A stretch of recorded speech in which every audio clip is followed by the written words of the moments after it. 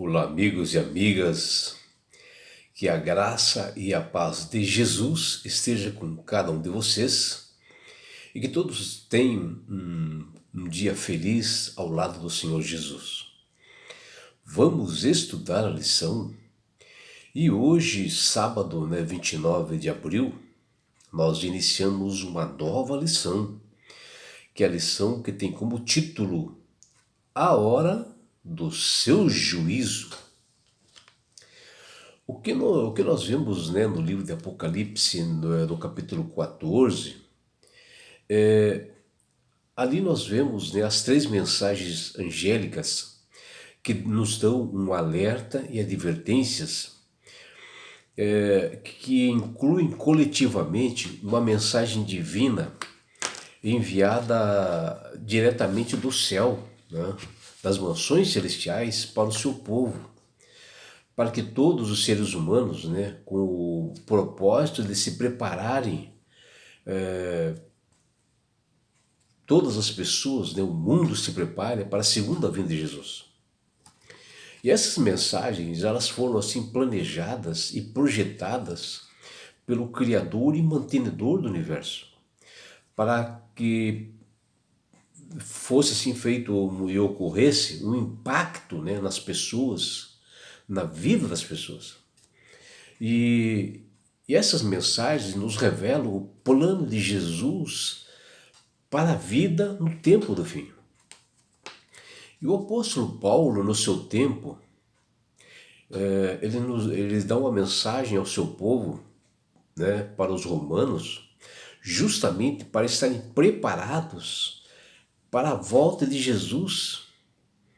E o verso para memorizar dessa semana, ele nos diz, e isso foi escrito pelo apóstolo Paulo: e digo isto a vocês que conhecem o tempo, já é hora de se despertarem do sono, porque a nossa salvação está agora mais perto do que quando no princípio cremos. Vai alta a noite e o dia vem chegando.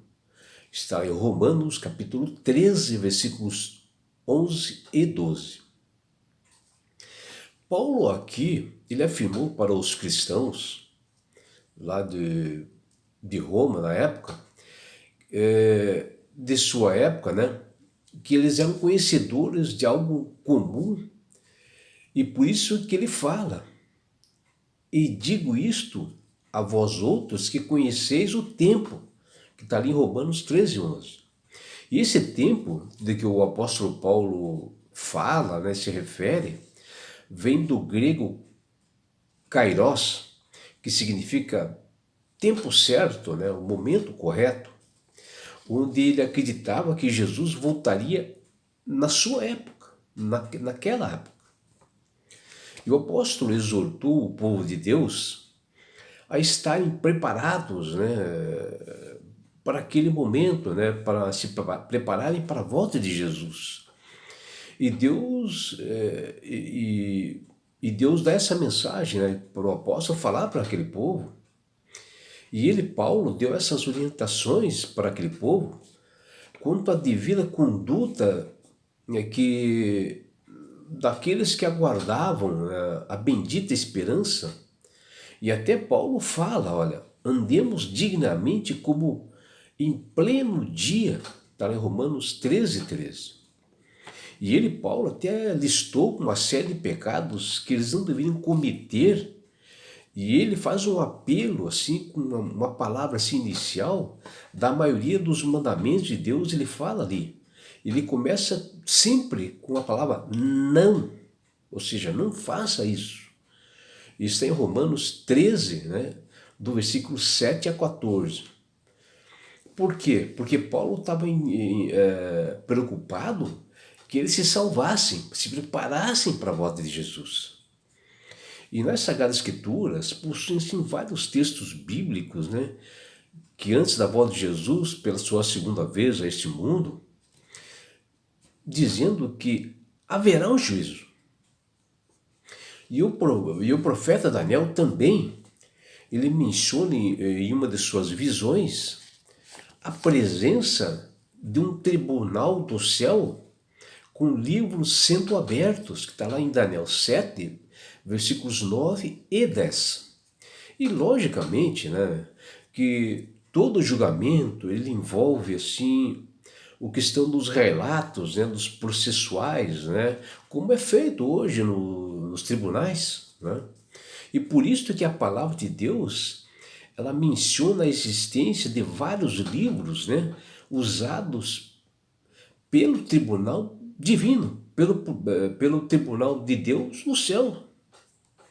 E por isso esse julgamento estará baseado, né, nas escrituras sagradas, a norma do juízo no livro da vida que fala Apocalipse 20:12, no livro de registro, né, dos pecados dos homens, que também fala ali Apocalipse 20:12, no livro de memórias, né, das boas obras, que também é conhecido como o livro da morte, está lá em Daniel 7:10, aparece também em Malaquias capítulo 3:16, e também em Neemias capítulo 13, versículo 14. E tudo isto é dado por Deus para alertar o seu povo, para se prepararem para a hora do seu juízo. E na lição de hoje, conta a história que aconteceu alguns anos atrás no Parque Nacional de Yellowstone, lá nos Estados Unidos, onde ali foi tomado assim por um grande incêndio. E quando o fogo assim cessou, os guardas florestais eles subiram para as montanhas para ver o que havia acontecido, né, todo o estrago, né, que havia acontecido, e também a procura assim, de possíveis animais feridos, né, ou sobreviventes, né. E esses guardas florestais, ao chegarem assim numa grande árvore, que ela estava assim toda queimada, e no seu pé se encontrou assim uma ave, um grande pássaro assim com as asas abertas. E, e esta ave ela estava toda queimada, sapecada assim, né, do fogo, né? E um dos guardas resolveu mexer com um graveto, assim, na ave, né? E eis que debaixo da ave saem 3 filhotes, saem correndo, né? Vivos, né? Bom, a ave tinha levado seus filhotes ali para aquela grande árvore, na base dela, para proteger os seus filhos, né? E isso tudo por amor, né? Porque esta ave, perfeitamente, ela poderia voar para longe, mas ela, por amor, ela resolveu salvar a vida dos seus filhotes e preferiu morrer pelos seus filhotes. E Jesus também, ele preferiu sofrer e morrer por nós pecadores, né, pagando um preço que era para a humanidade pagar, né? E, e dar a esperança para a humanidade para uma vida futura. E assim todo crente ele está seguro nas promessas de Cristo. E Jesus, hoje mesmo, ele faz como uma ave. Ele tenta proteger seus filhos, aqueles que o querem também, né? Porque existe o livre-arbítrio. Jesus não vai forçar ninguém a correr para os seus braços. E vejam, né? E logo o fogo do juízo, né, que está aqui, que nós sabemos, né, que haverá no juízo divino, né? Ali, quando Jesus ele estava no Calvário, ele já sentiu a ardência desse fogo que iria acontecer posteriormente, que vai acontecer, né? Dessas pessoas que o rejeitam. E a preocupação de Jesus é que todos o aceitem como Salvador e Senhor, porque eles estão seguros, né, para sempre sob as suas asas. E na cruz, Cristo foi julgado como pecador, embora sem pecado, né? Condenado para que nós pudéssemos ser julgados como cidadãos justos do reino celestial. E Cristo foi julgado também assim como criminoso, né? Ele foi esbofeteado, foi cuspido, né? Para que nós pudéssemos ser libertados do fogo eterno, para que a nossa morte não fosse eterna, que nós tivéssemos vida e vida pudéssemos ter nas mansões celestiais. E esse fogo, no lago de fogo que haverá, será destrutivo, será uma perdição para muitas pessoas. E é uma perdição eterna. E tanto do modo assim figurado que nós possamos falar hoje, como assim literalmente acontecerá esse lago de fogo, onde os ímpios serão mortos. Por quê? Porque não aceitaram a Jesus. Ele dá essa oportunidade. E nessa semana nós estudaremos diariamente sobre a purificação do santuário celestial. Saberemos que o tempo do profeta Daniel, ele apresenta esse ato, né? E qual foi a reação de Daniel ao ver essa visão que aconteceria para a humanidade posterior? Até ele fala das 2.300 tardes e manhãs, né, que o santuário seria purificado. E nós, a semana, vamos ver como é isto. Está lá em Daniel capítulo 8, versículo 14, Daniel 8, versículo 27 e Daniel 9, versículos 21 e 22. E nós veremos também, quando o segundo anjo fala, a que período de tempo se aplicam essas visão de 2.300 tardes e manhãs? Está lá em Daniel 8, versículo 17, 19 e 26. Nós saberemos durante essa semana em estudos diários.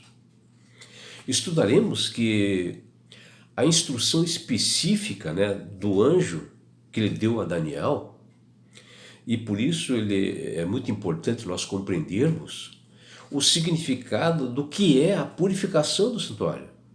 Mas como é isto? Por que foi necessário de Jesus fazer essa purificação? Está lá em Daniel 8, 14 e Daniel 9, 23. Nós estudaremos sobre isso. Verificaremos que existem grandes verdades reveladas, né, pelo apóstolo Paulo, né, aos romanos, e também as verdades através de visões para Daniel, para todo o povo, de que o Messias seria morto e crucificado, né, no tempo da profecia indicada, e aconteceu sobre as profecias que eles fizeram, né? Daniel fez a profecia e aconteceu. Então, é Romanos capítulo 5, versículos 6 e 9, e Daniel capítulo 9, versículo 26. Saberemos qual foi a razão para o santuário celestial ser purificado com profecias indicando datas, ano, e que isto nos ensina, e o que isso ensina sobre o Evangelho? Né? Nós vamos saber sobre isso. Está lá em Levíticos capítulo 16, versículo 16.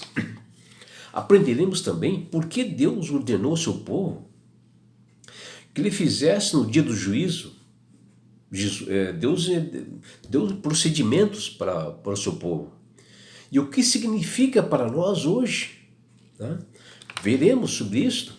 Está lá em Levíticos 23, versículos 26 até 29. E é por isso, meu amigo, minha amiga, que Deus tem falado com todas as pessoas, através do Espírito Santo, para que aceitem a Jesus como Salvador e Senhor. Porque quando você aceita Jesus como Salvador e Senhor, você passa a ser uma pessoa sábia, porque o Espírito Santo começa a trabalhar em você. E você passa a ter entendimento, você passa a manusear melhor as Escrituras, e você vai saber o que é a hora do juízo de Deus, o que acontecerá com as pessoas. Você passa a ter entendimento. E não é só isso, meu amigo ou minha amiga. Quando você aceita Jesus como Salvador e Senhor, Deus dá esse presente para vocês, para mim, para você, para todas as pessoas, para a humanidade, aqueles que aceitarem esse presente que chama-se salvação. E com isto, Jesus vai levar-te para as mansões celestiais, um lugar onde não há mais dor, mais morte, mais aflições. E sabe por que Deus quer fazer isto? Com você, meu amigo, e com você, minha amiga. Porque Jesus te ama. Abraços do seu amigo João Carlos Amorim.